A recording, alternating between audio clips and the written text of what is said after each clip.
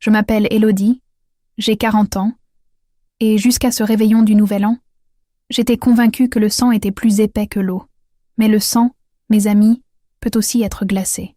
Il y a 7 jours, ma mère, Colette, a regardé mes 2 enfants, Jules, 10 ans, et Camille, 8 ans, et leur a signifié qu'ils n'étaient ni pas autorisés à s'asseoir à la table de la salle à manger. Pas d'espace pour eux, a-t-elle dit, dans un ton aussi tranchant que les couteaux en argent de famille. Elle ne leur a pas simplement interdit l'accès à un repas. Elle leur a interdit l'accès à leur propre famille. Cette année, le réveillon se déroulait dans son appartement de Neuilly-sur-Seine, un quartier où l'opulence se murmure plus qu'elle ne s'affiche, où la façade est tout.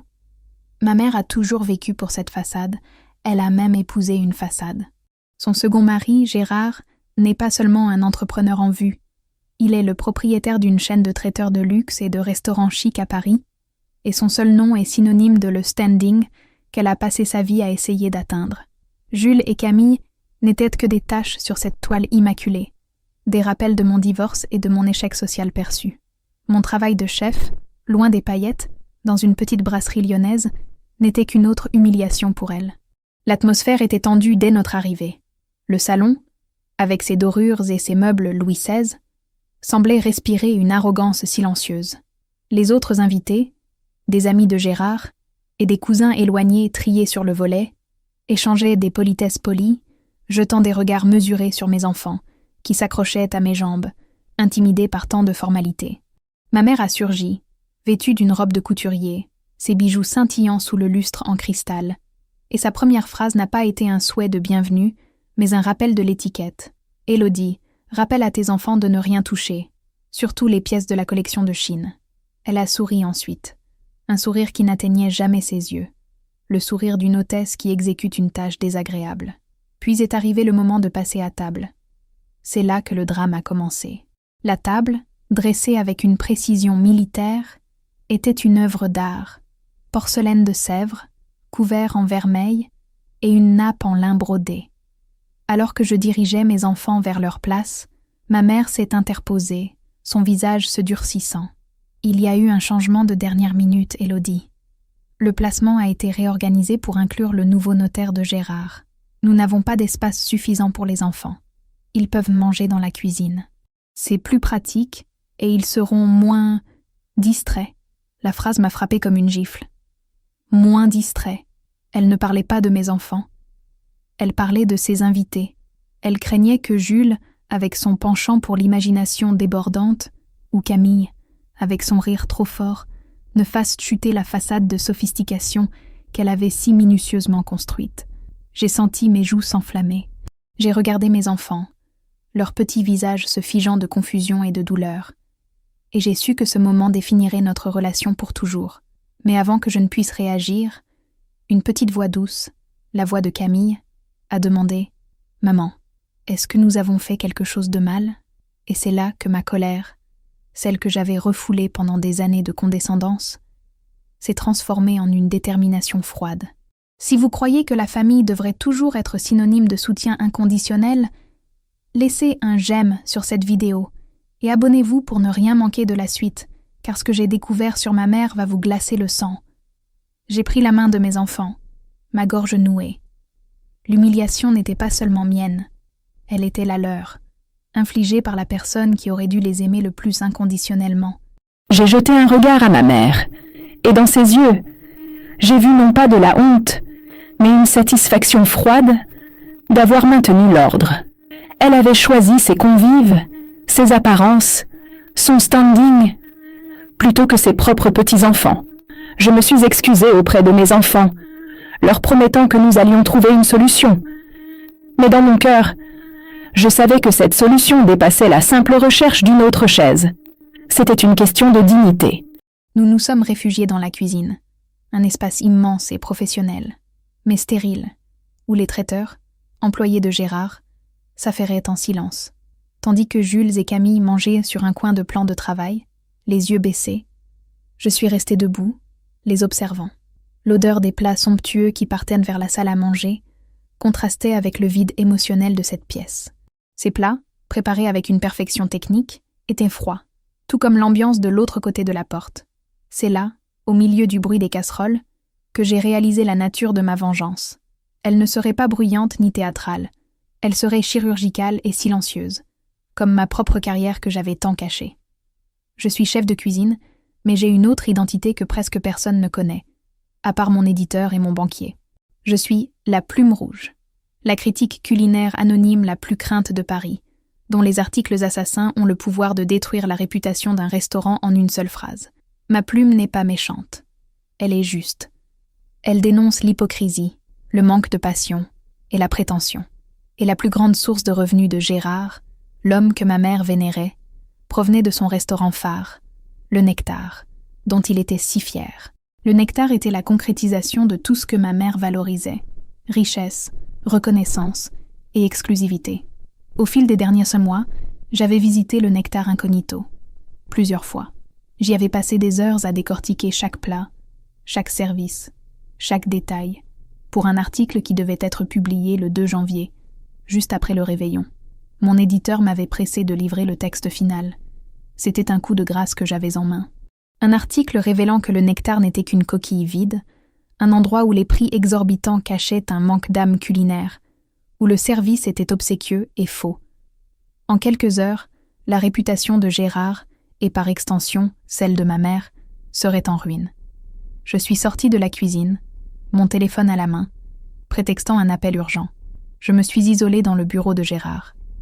La tentation était forte. Envoyer l'article immédiatement. Mais le réveillon n'était pas encore terminé.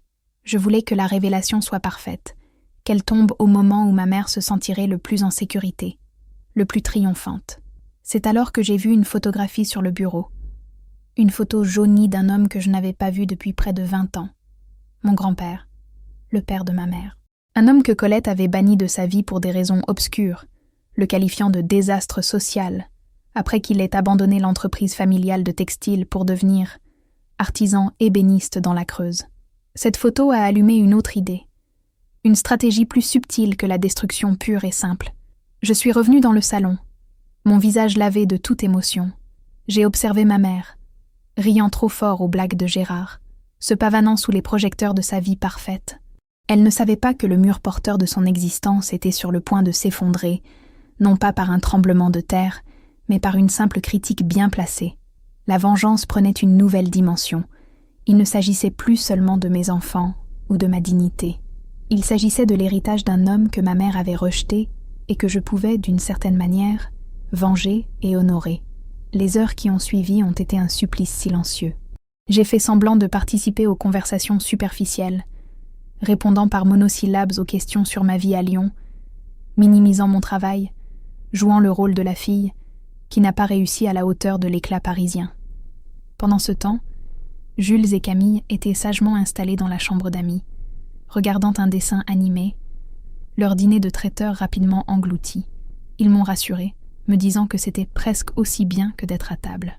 Leur résilience enfantine a rendu l'offense de ma mère encore plus insupportable. Vers minuit, l'ambiance a atteint son paroxysme.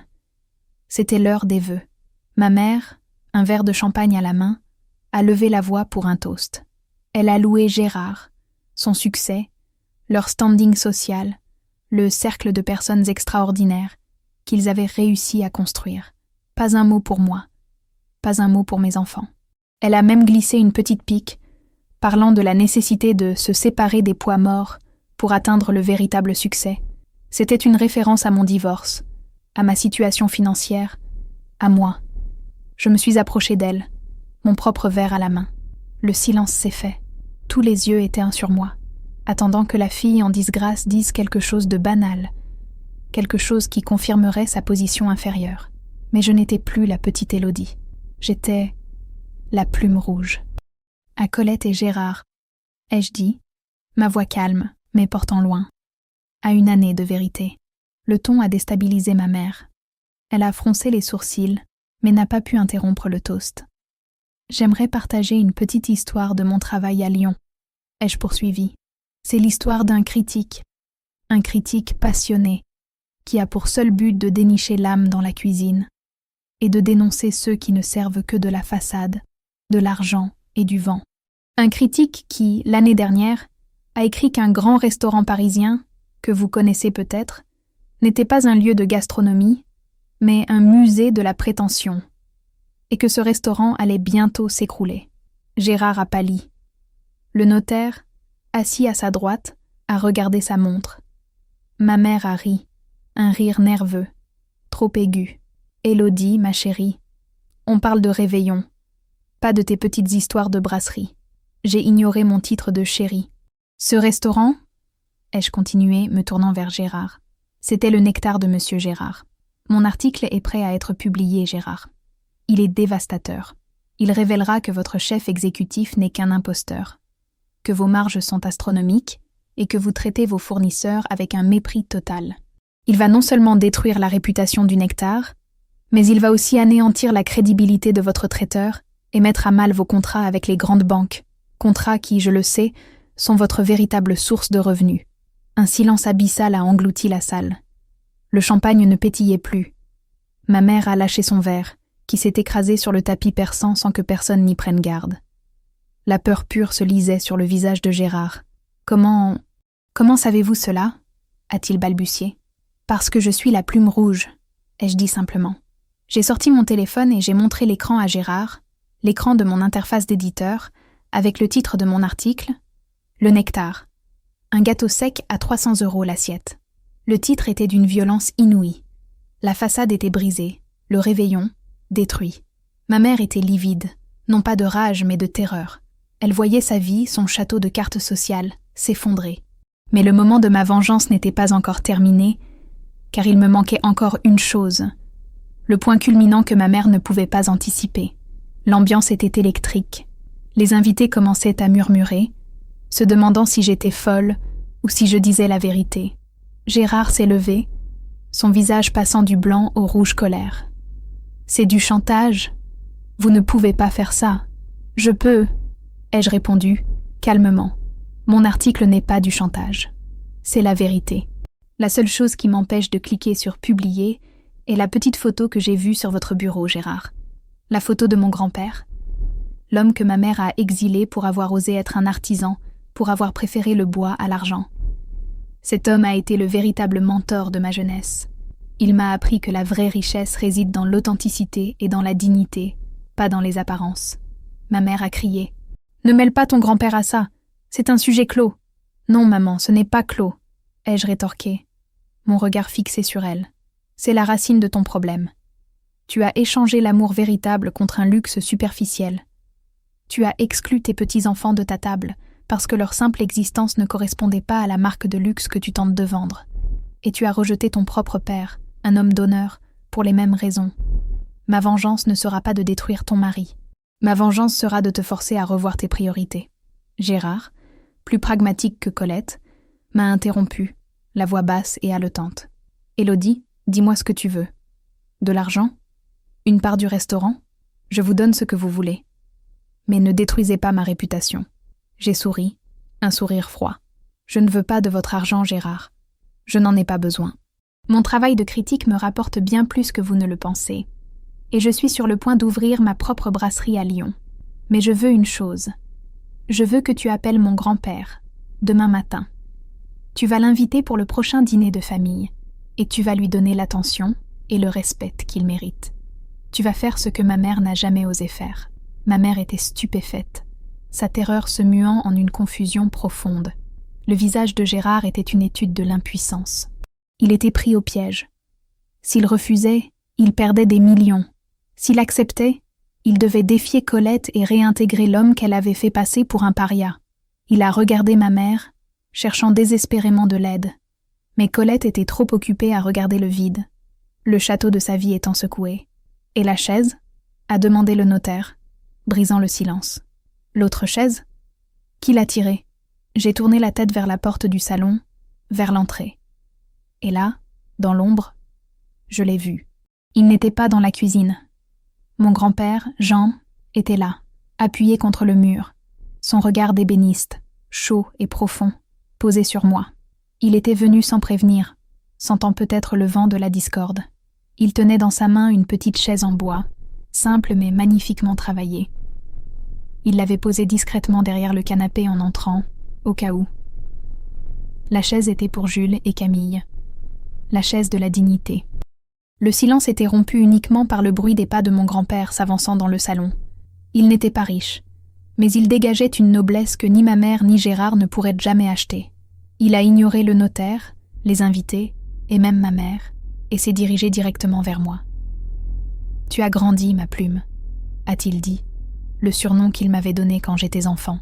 « Tu as trouvé ta voie, et elle est plus tranchante que n'importe quel couteau de cuisine. » Colette l'a finalement regardé.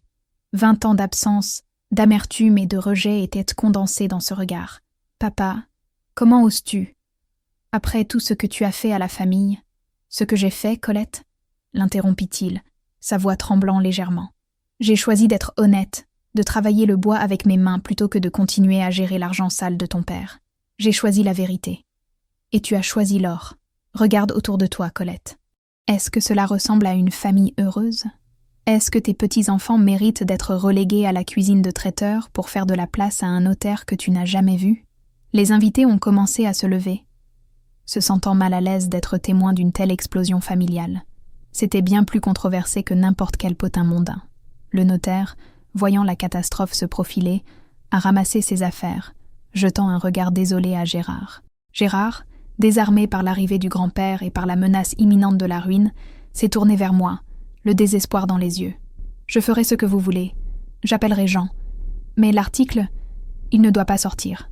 L'article est ma garantie, Gérard. » lui ai-je répondu. « Je ne le publierai pas aujourd'hui, mais il restera prêt à être envoyé. C'est votre nouvelle épée de Damoclès. Vous avez 1 an. 1 an pour changer la façon dont vous traitez vos employés, vos fournisseurs, et surtout, votre nouvelle famille. 1 an pour prouver à Colette que les choses qui comptent n'ont pas de prix, et que l'intégrité vaut plus que n'importe quel contrat bancaire. Si je vois le moindre signe de retour à vos anciennes méthodes, l'article sera publié. Et vous savez que je suis une femme de parole. » J'ai tendu la main vers mon grand-père. Il l'a prise, son regard rempli de fierté. Il m'a ensuite fait un signe de tête vers la petite chaise en bois, la chaise qu'il avait lui-même sculptée. J'ai compris. C'était la véritable victoire. Pas l'humiliation publique de ma mère, mais la restauration d'une relation brisée par l'orgueil et l'argent. Ma mère s'est effondrée sur une chaise. Non pas la chaise en bois, mais une chaise dorée. Trop grande. Elle pleurait, mais ce n'était pas le genre de pleurs que l'on a quand on est triste. C'était la panique de voir sa vie parfaite s'effondrer. Elle avait tout misé sur l'apparence, et en une soirée, j'avais montré que cette apparence était pourrie de l'intérieur. Mon grand-père s'est assis à côté d'elle, sans un mot, lui prenant doucement la main. C'était le geste le plus désintéressé que j'ai jamais vu. L'homme qu'elle avait rejeté était le seul à lui offrir du réconfort dans son moment de déroute. J'ai compris que la vengeance ne mène qu'à la haine. Mais la vérité peut mener à une forme inattendue de paix. J'avais gagné mon combat, mais la véritable récompense était d'avoir redonné à ma mère la chance de choisir l'amour plutôt que le luxe, même si elle ne l'avait pas demandé. J'ai ramené Jules et Camille dans le salon. Le silence était revenu, mais cette fois, il était lourd de signification, pas de prétention. Gérard est resté debout, fixant ses pieds. Il était un homme brisé. « Puisque la place est faite, » ai-je dit, tirant légèrement la chaise en bois de mon grand-père. « Nous allons nous asseoir à table. Tous les 4. Nous n'avons pas besoin des autres. Nous avons besoin de nous. » Jules et Camille se sont assis sur la petite chaise double. Mon grand-père s'est levé, s'est servi un verre de vin et est revenu s'asseoir près de Colette, sans la forcer. Il a levé son verre vers moi. « À la vérité, Élodie, j'ai levé mon verre, rempli d'eau. À la famille que l'on choisit de reconstruire. » Le reste de la nuit s'est déroulé étrangement. Les quelques invités restants se sont éclipsés sans bruit. Gérard, après un long moment d'immobilité, s'est excusé et est allé dans son bureau. Mon grand-père est resté avec ma mère, lui parlant doucement, non pas de l'entreprise familiale de textile, mais de ses petits-enfants. Il lui a montré des photos de Jules et Camille que je lui avais envoyées, des photos des dessins qu'ils avaient faits. Il lui a rappelé la petite fille qu'elle était, celle qui aimait le bruit de l'atelier de son père. En le voyant faire, je n'ai ressenti plus aucune colère envers ma mère. J'ai ressenti de la pitié pour la femme qu'elle était devenue, piégée dans une vie de fausse élégance. Mon action, qui avait commencé comme une agression calculée pour venger mes enfants, était devenue l'outil pour libérer ma mère. J'avais utilisé ma plume rouge pour provoquer une crise qui forcerait la guérison. Gérard a tenu parole. Le lendemain matin, Il a appelé mon grand-père. Il s'est excusé de manière maladroite et l'a invité à Paris.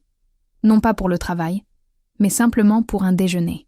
Mon grand-père a accepté, mais à une condition, qu'il ne s'agisse pas d'un déjeuner d'affaires, mais d'un simple moment familial.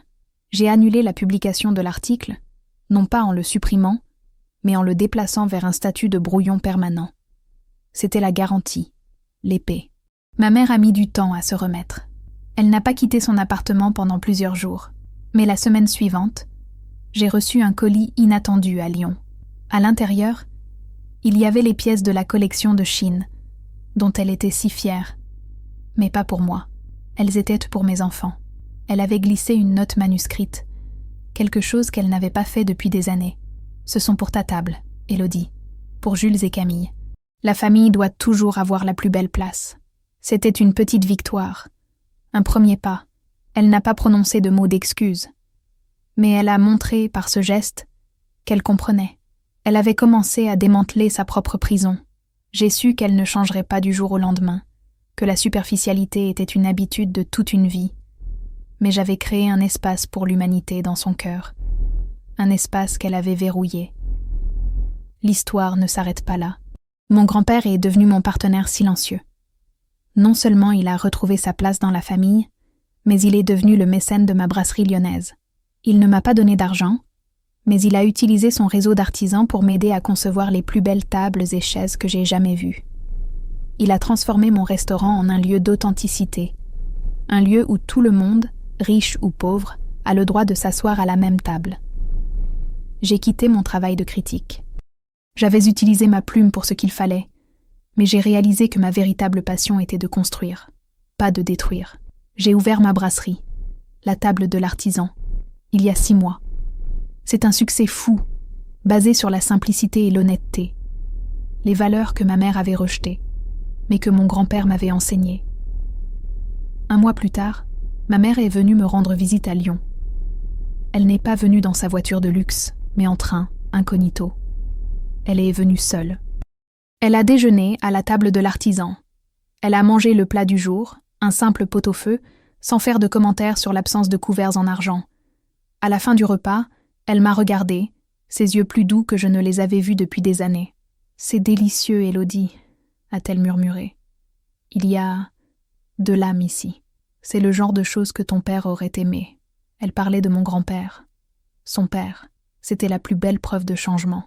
Elle avait finalement associé l'âme et la valeur, au-delà du prix. Elle n'a jamais dit « Je suis désolée de t'avoir exclu, toi et tes enfants », mais elle n'en avait pas besoin. Elle l'a dit avec un pot-au-feu. Jules et Camille l'adorent maintenant. Elle ne leur offre pas de cadeaux extravagants, mais elle leur raconte des histoires de la jeunesse de mon grand-père, des histoires de l'atelier, de l'odeur du bois fraîchement coupé. Elle est devenue la grand-mère qu'elle aurait dû être depuis le début. J'ai compris que le véritable pouvoir n'est pas de vaincre, mais d'offrir une porte de sortie, une chance de rédemption, même à ceux qui vous ont fait le plus de mal. Gérard, quant à lui, a dû vendre une partie de son entreprise pour couvrir des pertes soudaines dues à un marché agité, mais il a gardé le reste. Il s'est adouci. Il a appris à traiter les gens avec respect. Il a même engagé mon grand-père pour concevoir les meubles de son appartement parisien. L'argent est resté, mais la philosophie a changé. Ma vie n'est pas devenue un conte de fées. J'ai toujours des défis à relever dans mon restaurant. Ma mère est toujours Colette, avec ses moments de superficialité, mais elle me rappelle désormais de temps en temps que la vérité se trouve dans les petits détails. Le plus important, c'est que Jules et Camille n'auront plus jamais à douter de leur place. La chaise a été tirée. L'ordre de l'ancien monde a été brisé par l'amour et la vérité. J'ai utilisé ma rage pour provoquer la chute, mais j'ai choisi mon cœur pour construire la remontée. C'était la vengeance la plus douce que je pouvais infliger, celle qui ne blesse pas, mais qui guérit.